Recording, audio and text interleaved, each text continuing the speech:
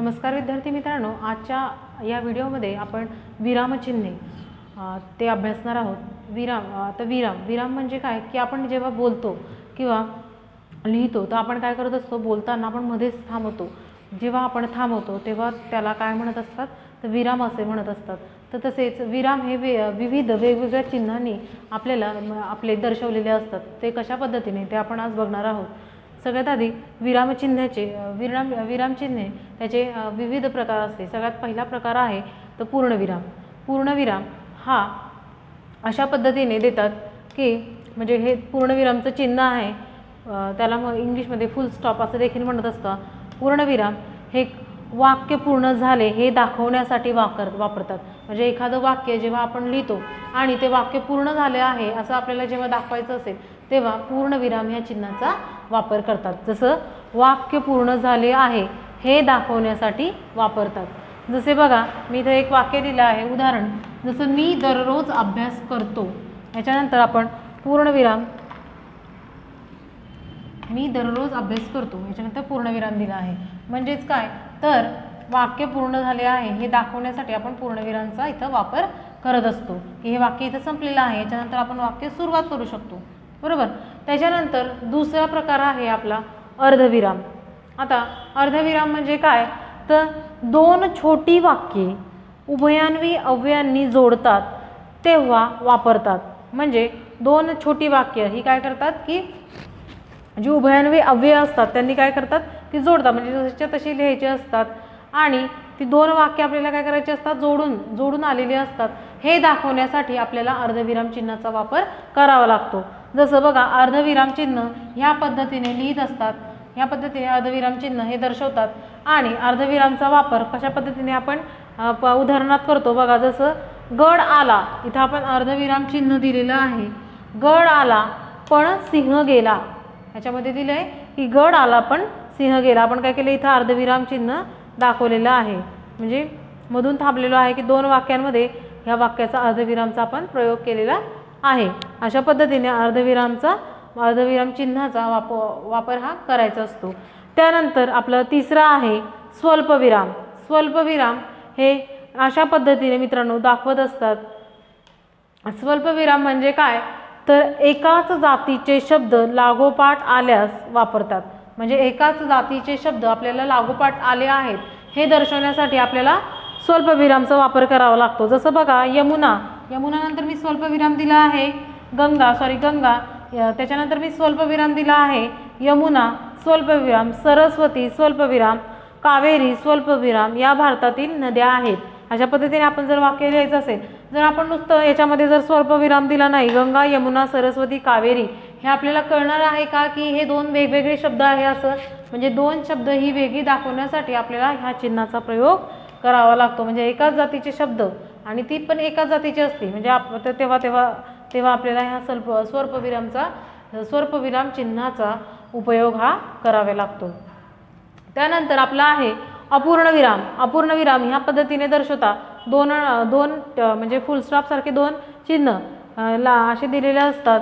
तेव्हा त्याचा उपयोग कशा पद्धतीने करायचा, तर वाक्याच्या शेवटी तपशील देताना वापरतात। म्हणजे जर समजा आपल्याला एखादं वाक्य आलं असेल, जसं तुम्हाला एखाद्या विषयाची माहिती सांगायची असेल, जसं आपल्याला पुढे दिलेलं असेल की बघा, नामांचे प्रमुख प्रकार किंवा मग सामान्य रूपाची प्रमुख नावे किंवा मग एखाद्या विषयी माहिती, तेव्हा तुम्हाला काय करावं लागतं, तो तपशील देण्यासाठी म्हणजे त्याची माहिती सांगण्यासाठी तुम्हाला या चिन्हाचा वापर करावा लागतो। जसं बघा, नामाचे प्रकार पुढील प्रमाणे, त्यानंतर मी इथं अपूर्णविराम ह्या चिन्हाचा वापर केला आहे। म्हणजे हे वापरून आपल्याला म्हणजे पुढचं आपल्याला उत्तर लिहावं लागतं। जसं सामान्य नाम, जसं पुढे आपण नामाचे प्रकार हे लिहू शकतो। जसं या पद्धतीने आपल्याला अपूर्णविराम हे म्हणजे आपण त्याचा उपयोग करत असतो आपल्या चिन्हामध्ये। जसं पाचवा आहे प्रश्नचिन्ह। आता प्रश्नचिन्हाचा वापर कशा पद्धतीने करायचा, तर प्रश्नचिन्ह म्हणजे काय, तर प्रश्न विचारणे, प्रश्न लिहिणे। तर प्रश्नचिन्ह अशा पद्धतीने देतात आणि वाक्यात प्रश्न विचारला असेल तर वाक्याच्या शेवटी वापरतात। जेव्हा आपण वाक्यामध्ये प्रश्न विचारला आहे आणि वाक्याच्या शेवटी आपल्याला प्रश्नचिन्ह हे चिन्ह देणं काय आहे, महत्त्वाचं आहे, तेव्हाच आपल्याला कळतं की ते प्रश्नार्थक वाक्य आहे का प्रश्नचिन्ह आहे, म्हणजे प्रश्नार्थक वाक्य जेव्हा तयार होतं, जसं तू कोठे गेला होतास, त्याच्यानंतर प्रश्न दिला आपण, म्हणजे प्रश्नचिन्हाचा उपयोग ह्याच्यामध्ये केला आपण. जसं प्रश्न विचारताना त्याचा प्रश्नचिन्हाचा वापर हा केला जातो. तर अशा पद्धतीने आपण वाक्याचे 5 प्रकार बघितले. आता 6वा प्रकार बघणार आहोत.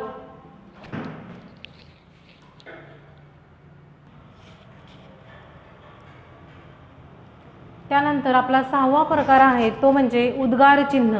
आता उद्गार चिन्ह ह्या पद्धतीने देतात.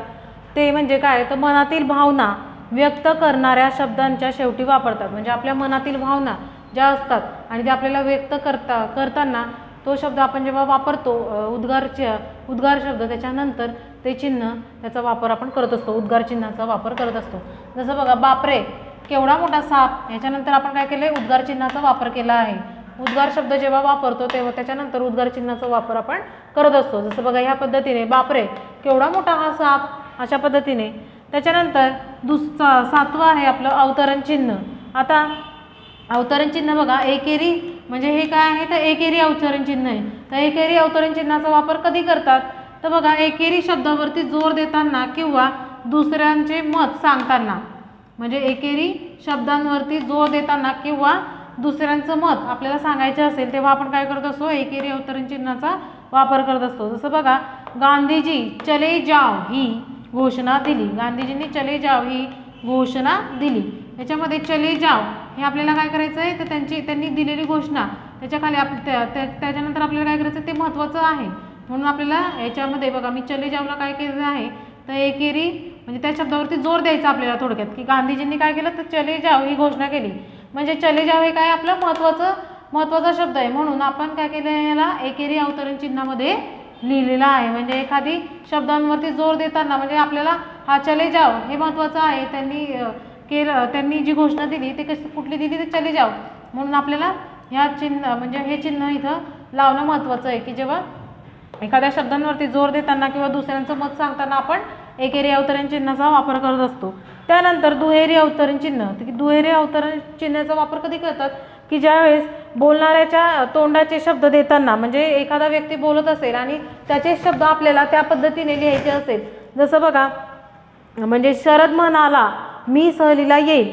आता शरदनेच आपल्याला सांगितलेलं आहे की मी सहलीला येणार आहे, परंतु तो काय करतोय, ती त्याचं जे वाक्य आहे तो दुसऱ्यांच्या तोंडून, म्हणजे त्याचं वाक्य हे दुसऱ्यांच्या तोंडून आपल्याला ऐकायला मिळतंय. परंतु त्याने काय सांगितलंय, की मी सहलीला येणार आहे, शरदनेच सांगितलंय, परंतु कुणाच्या दुसऱ्याच्या तोंडून. म्हणून जेव्हा शरद म्हणाला मी सहलीला येईल, म्हणजे तेव्हा काय, मी सहलीला येईल, तेव्हा मी ते वाक्य कशामध्ये टाकायचं आपण, दुहेरी अवतरण चिन्हात. म्हणजे बोलणाऱ्याच्या तोंडाचे शब्द देताना, म्हणजे जो बोलतो आहे त्याचे शब्द तसेच्या तसे आपल्याला देण्यासाठी आपण दुहेरी अवतरण चिन्हाचा वापर करू शकतो. त्यानंतर आपला 8वा आहे संयोग चिन्ह. संयोग चिन्ह ह्या पद्धतीने देतात, की 2 शब्द जोडताना, म्हणजे जेव्हा 2 शब्द आपल्याला जोडायचे असतात तेव्हा संयोग चिन्हाचा वापर करतात. संयोग चिन्ह ह्या पद्धतीने लिहितात. आणि संयोग चिन्ह बघा, जसं मी लिहिले विद्यार्थी प्रतिनिधी. आपल्याला विद्यार्थी प्रतिनिधी ह्या जर म्हणजे आपल्या वाक्यामध्ये किंवा शब्दांमध्ये आपल्याला पूर्ण सेंटेन्स आपल्याला जेव्हा पूर्ण वाक्य लिहायचं असेल तेव्हा जेव्हा विद्यार्थी प्रतिनिधी हे जेव्हा आले तेव्हा आपल्याला काय करावं लागेल, 2 शब्द जोडताना म्हणजे आपल्याला हे दोन्ही शब्द जोडून लिहायचे आहे, परंतु ते दोन्ही शब्द कसे आहे, वेगवेगळे आहे. म्हणून आपल्याला इथं संयोग चिन्हांचा उपयोग करावा लागतो. जसं बघा, अजून कधी संयोग चिन्हाचा उपयोग होतो, तर ओळीच्या शेवटी शब्द अपुरा राहिल्यास, आपण जर एखादं निबंध किंवा मग एखादं काहीतरी महत्त्वाचं असं लिहित असेल तेव्हा आपण लिहिता आपल्याला म्हणजे लाईन संपून जाते. आणि जसं बघा, मी इथं लिहिलेलं आहे की आपली ओळ संपलेली आहे, परंतु आपलं वाक्य आपल्याला तिथं थोडी जागा आहे, मग ते चांगलं दिसत नाही.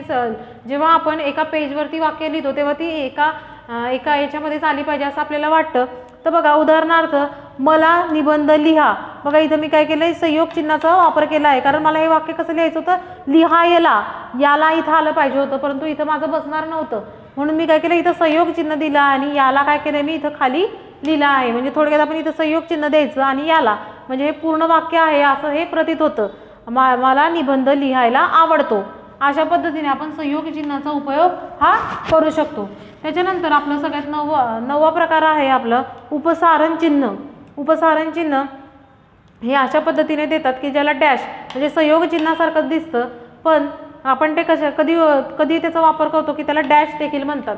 जसं बघा, बोलताना विराम मालिका तुटल्यास वापरतात. म्हणजे जेव्हा आपण बोलतो आणि विराम मालिका म्हणजे काय, जेव्हा आपल्याला थांबावंसं वाटतं, जेव्हा ते तुटल्यास आपण जेव्हा थांबतो तेव्हा आपण त्या डॅशचा उपयोग करतो. जसं बघा, मी गेलो पण, किंवा मग स्पष्टीकरण द्यायचे असल्यास, किंवा एखाद्या गोष्टीचं आपल्याला स्पष्टीकरण द्यायचं आहे. जसं बघा की आपल्याला एखादा निबंध दिला असेल, एखादा प्रश्न दिला असेल आणि प्रश्नामध्ये तुम्हाला मधून जे पॉईंट असतात आणि ते पॉईंट तुम्हाला काय करायचं आहे, त्याचं स्पष्टीकरण द्यायचं आहे. तर त्याचं स्पष्टीकरण तुम्ही डायरेक्ट लिहायला सुरुवात करता का, तर नाही. तर त्याच्या आधी तुम्हाला काय करावं लागतं, तर अपसारण चिन्हाचा उपयोग करावा लागतो. जसं स्पष्टीकरण द्यायचे असल्यास आपण काय करत असतो, अपसारण चिन्हाचा उपयोग करतो. जसं मी गेलो पण, बघा इथं अपसारण चिन्हाचा उपयोग केला आहे. जसं ती मुलगी, इथं अपसारण, जिने लाल रिबीन लावली आहे. मी वाक्य अर्ध लिहिले आहे, पण इथं अपसारण चिन्हाचा आपण वापर करू शकतो. म्हणजे एखादं वाक्य अर्ध राहिल्यास किंवा मग एखाद्या गोष्टीचं जेव्हा आपल्याला स्पष्टीकरण द्यायचं असेल तेव्हा आपण अपसारण चिन्हाचा उपयोग करतो. तर या पद्धतीने आपण आपले जे विरामचिन्ह आहे ते विरामचिन्हाचे प्रकार अभ्यासले. आता ते वाक्य आपण कशा पद्धतीने आपण त्याची उत्तरं लिहायची ते आपण बघणार आहोत.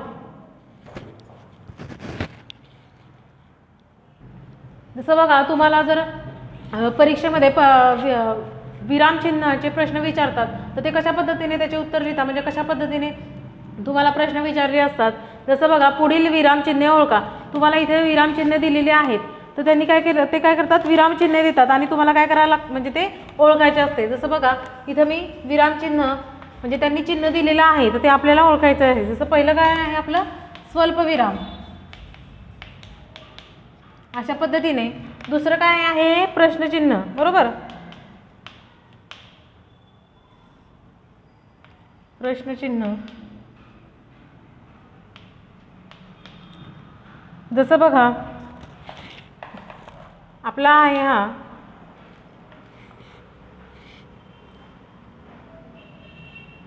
अपूर्ण विराम.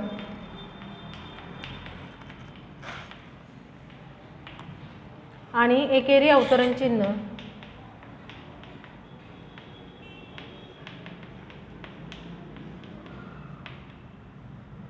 अशा पद्धतीने तुम्हाला चिन्ह दिलेले असतात. म्हणजे पुढील विराम चिन्हे ओळखा आणि तुम्हाला काय करायचं असतं, चिन्ह ओळखायचे असतात. जसं हे प्रश्नचिन्ह, हे अपूर्ण विराम आणि हे काय तर एकेरी अवतरण चिन्ह. जसं दुहेरी अवतरण चिन्ह कसं असतं आपलं, या पद्धतीने असतं. तर तुम्हाला इथे काय, दुहेरी अवतरण चिन्ह असं लिहायचं. आणि बऱ्याचदा असा प्रश्न विचारला जातो की त्यांनी काय केलेले असतात, तर तुम्हाला हे दिलेलं असतं की चिन्हांची नावं ऑलरेडी लिहिलेली असतात आणि तुम्हाला त्याच्यासमोर काय, तर चिन्ह लिहावे लागतात. जसं फक्त स्वल्पविराम दिलेला असतो आणि त्याच्यासमोर तुम्हाला काय करायचं असतं, चिन्ह द्यावे लागतात. मग चिन्ह लिहा. स्वल्पविराम कशा पद्धतीने लिहितात, तर तुम्ही कसं लिहायचं, असं बॉक्स म्हणजे तिथे दिलेलं असतं तर बॉक्स करून अशा पद्धतीने स्वल्पविरामाचं चिन्ह लिहायचं. प्रश्नचिन्ह कशा पद्धतीने लिहायचं, ते अशा पद्धतीने लिहायचं. म्हणजे तुम्हाला बऱ्याचदा हा प्रश्न विचारला जातो की स्वल्पविराम दिलेला असतो आणि ते चिन्हांची नावं लिहावं लागतात, किंवा मग चिन्ह दिलेलं असतं आणि याची नावं लिहायची असतात. त्यानंतर तुम्हाला अजून एक म्हणजे प्रश्न विचारला जातो परीक्षेला. जसं बघा, एखादं वाक्य दिलेलं असतं की जसं मी भरतला विचारले ही अशी दचकली का रे, दचकली कशी रे. ह्याच्यामध्ये तुम्हाला काय करायचं आहे, तर चिन्हांचा योग्य वापर करायचा आहे. जसं बघा, आपल्याला वाचताना लक्षात येतं की इथून दुसरं वाक्य तयार झालं की मी भरतला विचारले ही अशी दचकली का रे. तर आपल्याला नक्कीच इथं कशाचा, स्वल्पविरामचा वापर करावा लागेल. आणि त्यानंतर बघा की ही अशी दचकली का रे, हे काय झालं आहे आपलं, म्हणजे महत्त्वाचं वाक्य झालं आहे. म्हणून इथं दुहेरी अवतरण चिन्हाचं वाक्य आपल्याला वापर करावा लागेल. त्यानंतर हे काय झालं आहे, आपण प्रश्न विचारला आहे, कुणाला, भरतला विचारला आहे ना त्याने बोलता. मग इथं काय, तर प्रश्नचिन्हाचा पण वापर करावा लागेल. अशा पद्धतीने आपण प्रश्नचिन्हाचा आणि म्हणजे चिन्हाचा आपल्याला एक वाक्य दिलेलं असतं आणि तिथे तुम्हाला काय करायचं असतं की योग्य चिन्हांचा वापर करून तुम्हाला लिहायचं असतं. म्हणजे एक एक वाक्य दिलेलं असतं, त्याच्यामध्ये चिन्हांचा वापर केलेला नसतो आणि ते चिन्हांचा योग्य वापर तुम्हाला करून लिहावा लागतो. आणि बऱ्याचदा इथं चिन्ह दिलेले असतात, त्याची तुम्हाला म्हणजे चिन्ह दिलेले असतात आणि तुम्हाला काय करायचं असतं की त्याची नावे लिहायची असतात आणि ते वाक्य लिहायचे असतात. म्हणजे जसं बघा आता मी इथं काय केलेलं आहे, अर्धविराम घेतलेला आहे बरोबर, की अर्धविराम आणि अर्धविरामाचं तुम्हाला काय करायचं, इथं वाक्य लिहायचं आहे. वाक्य लिहायचं आहे म्हणजे कसं बघा, आपण जेव्हा तेव्हा घेतलं होतं की काय म्हणतात, गड आला परंतु सिंह गेला, जसं गड आला आणि इथं अर्धविराम देऊन सिंह गेला.